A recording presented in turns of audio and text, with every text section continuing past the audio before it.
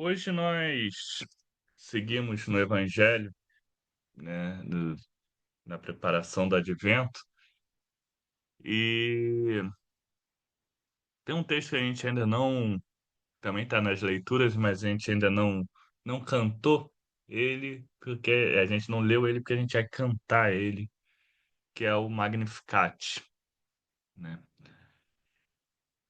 que é o Cântico de Maria, né, minha alma engrandece ao Senhor, meus filhos se alegram em Deus, no Salvador.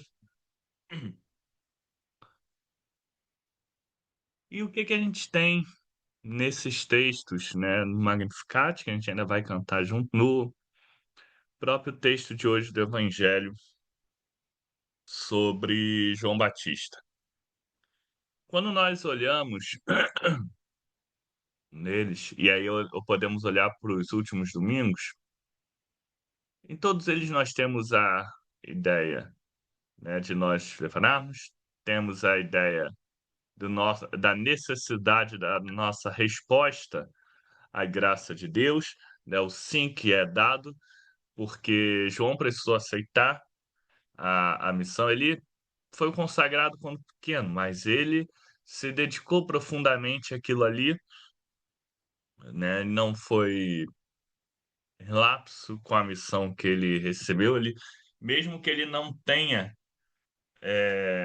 se tornado um nazireu, não tenha se consagrado por escolha, ele se mantém e se dedica plenamente pela sua escolha, né? E Maria, a gente tem também dando seu sim, né, ao chamado de Deus. Não que ela tenha escolhido de início, né? As oportunidades, a graça veio até ela e ela precisou aceitar, né? Não foi imposta a ela. Inclusive, ela aceita com todas as advertências sobre o que aconteceria, né? Como seria desafiador o papel que ela exerceria, né, de ser mãe de Jesus. Agora tem um fator muito interessante quando a gente fala da escolha e que às vezes passa um pouco batido e que aí está muito a ver com esse início, né, do evangelho de hoje. Jesus contou a seguinte parábola, que eles confiavam em sua própria justiça e desprezavam os demais. Um desafio constante para a gente, né? E às vezes as pessoas esquecem, porque isso está muito alertado nas escrituras, está muito alertado, principalmente nos evangelhos, sobre o lidar com o ego. Porque veja bem, as pessoas que confiam demais em sua própria justiça, aquelas pessoas que estão muito cheias de si, né? E ali Jesus dá exemplo de um fariseu.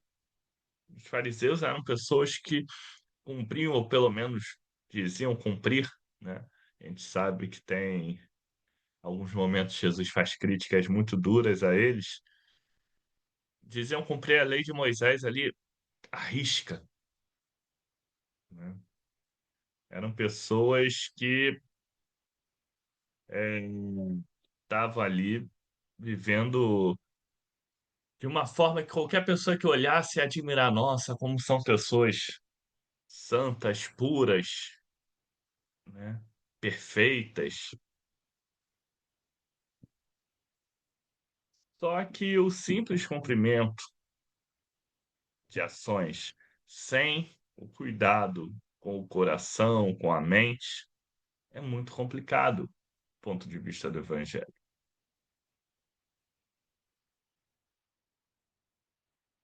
Veja que a colocação de Jesus, a gente pega esse trecho, né? Ele dá esse exemplo, esse fariseu em pé, qual a oração que ele faz a Deus? Né? Uma oração que é absurda. eu te agradeço, Deus, que eu não sou como as pessoas desonestas, como as outras pessoas desonestas, pecadoras. Ao invés de buscar engrandecer a Deus, buscar cada vez mais se entregar e se alinhar à sua vontade, ele, na verdade, estava se engrandecendo. E esse é um risco tão grande que tem muitas passagens que Jesus nos alerta sobre isso. Por isso que ele fala que bem-aventurados os humildes. É por isso que ele fala sobre as pessoas que ficam nas praças se autoexaltando, né? E ele fala que as pessoas já receberam a recompensa que elas queriam dos seus atos, que é ser veneradas, serem adoradas, mas na realidade, o que é agradável a Deus, né? Quem realmente receberia a recompensa de Deus é aquele que está preocupado só em fazer para Deus, para o próximo, sem precisar de aplausos para ele.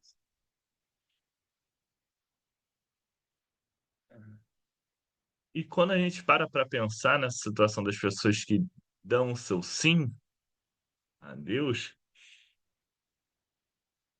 elas também tinham um desafio grande. Porque geralmente quando a gente recebe uma grande missão, uma grande coisa para ficar as nossas responsabilidades, a gente teme, e aí a gente não vai querer aceitar,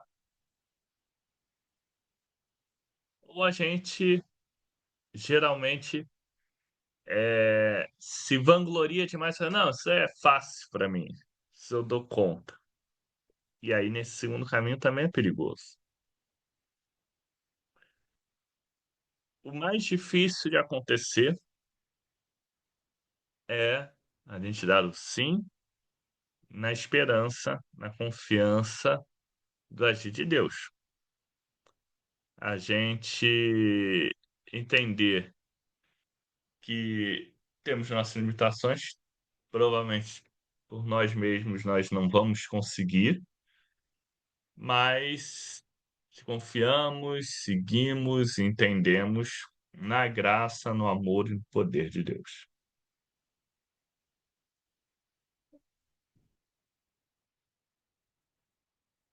Parece que o texto ele dá uma virada muito rápida, quando depois de nós termos essa parábola, passa para João, sabendo na prisão sobre o que Jesus estava fazendo, e manda os discípulos irem lá saber, né, se era Jesus aquele que devia vir ou deviam esperar algum outro. Porque é uma colocação muito engraçada, muito interessante. A gente pensa que Jesus e João já se conheciam. Eles não eram estranhos, eram primos. Mas veja como as falas que vão sucedendo, elas não negam a missão, não negam sim, não negam que deve ser feito, mas também não são de autoexaltação. E isso é muito curioso, né, em Jesus. A gente reconhece em Jesus, né, a plena habitação divina na carne humana, mas ele mesmo geralmente ele não se exalta, até às vezes cura, fala para deixarem quieto, não sair espalhando, fala para, ele não fala assim, agora me agradece. Não, vai lá no templo, agradece a Deus, né? Vai lá, se apresenta.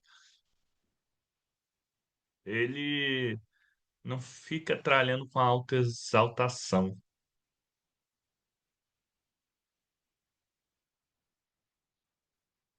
E as respostas que Jesus dá aos discípulos de João, elas vão muito nesse sentido. Ele não fala nem que sim, nem que não. Ele só fala, fala ele o que está acontecendo. Vocês estão vendo o que está acontecendo? Fala para ele. Essa é a resposta.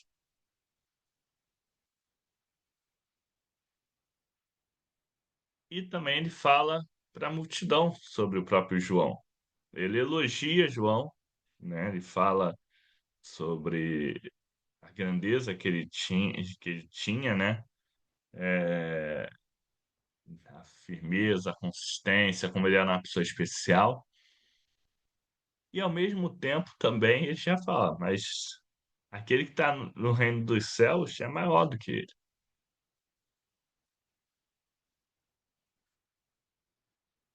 Veja que ao mesmo tempo que ele trabalha valorizando João, ele também dá um limite para as pessoas. Ó, vocês foram ver o quê? Um profeta? Sim, mais que um profeta. Né? Está escrito a respeito dele: enviarei o meu mensageiro à tua frente, ele preparará o teu caminho. Mas ele também fala: olha, ele é o maior dos nascidos, né, entre nós. Mas quem vai para o reino dos céus é maior do que ele. Não é não que João não fosse, mas tá colocando João justamente na condição de, ao mesmo tempo que ele é o maior, ele é o menor. E por que que, enfim, dando todos esses exemplos e citando várias outras passagens bíblicas que falam um pouco disso, quais são os grandes problemas do ego inflado, da autoexaltação? O grande problema dele, desse ego inflado, dessa autoexaltação, é que quando a gente se basta muito, quando a gente se preenche muito, a gente não deixa espaço nem para Deus agir. Esse é o grande desafio que a gente tem. Porque veja que reconhecer que há espaço, deve haver espaço para Deus agir na nossa vida, não é negar completamente qualquer dom, qualquer coisa que ele nos tenha dado. Vê que ele elogia em João. Mas, ao mesmo tempo, é não achar que tudo está fechadinho. É não ficar sem espaço em nossas vidas, sem espaço em nós mesmos para o agir dele. E esse não ter espaço é muito simbólico nesse contexto do advento. Afinal, a gente lembra sempre que no Natal que a gente vai ver uma afirmação que parece muitas vezes passa batido, mas é extremamente simbólica, extremamente importante, é que não havia espaço para ele nascer. Não havia local para Jesus poder nascer, não havia espaço para recebê-lo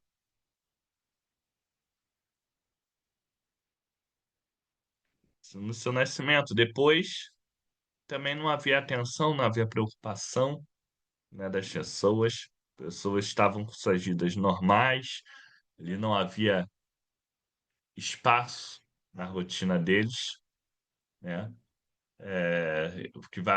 Os poucos que vão se dedicar e perceber que tem alguma coisa diferente, como os magos do Oriente, vão ficar surpresos de ver aquilo, né? Que as pessoas, assim, ninguém tá nem aí, o que que tá acontecendo, né? Que as pessoas não estão nem aí. Mas esse é talvez esse grande desafio para a gente nesse tempo do advento. Quando a gente fala de se preparar, não é simplesmente a gente mudar só ações para cumprir tabela, porque isso pode nos jogar no caso dos fariseus, né? Ah, não, eu já faço isso, eu já faço aquilo, já estou preparado. É por isso que ano a ano a gente é convocado, né, no advento a fazer essa preparação contínua e também, além de entender que não é só eu faço isso e faço aquilo, preparar-se, mas é entender que se preparar também é ter espaço nas nossas vidas para o agir de Deus. É conhecer que não somos totalmente completos nós mesmos. Nós temos sempre um espaço que precisa do agir de Deus. Né? Por mais que a nossa preparação caminhe, ainda sempre tem mais a caminhar. Não é à toa que os cristãos eram chamados seguidores do caminho, né, no início. Nós devemos estar sempre nessa preparação, não caindo nas armadilhas do ego, não caindo nas armadilhas do comodismo, né, mas buscando cada vez mais nos prepararmos para receber Ele. Porque se nós estamos na expectativa do segundo advento, né, no reencontro com Ele, significa que nós precisamos ter espaço nas nossas vidas para Ele. Nós precisamos ter espaço para que Ele nasça em nós, né? E algo que não aconteceu no primeiro advento, né? A maioria das pessoas não tinha espaço para Ele.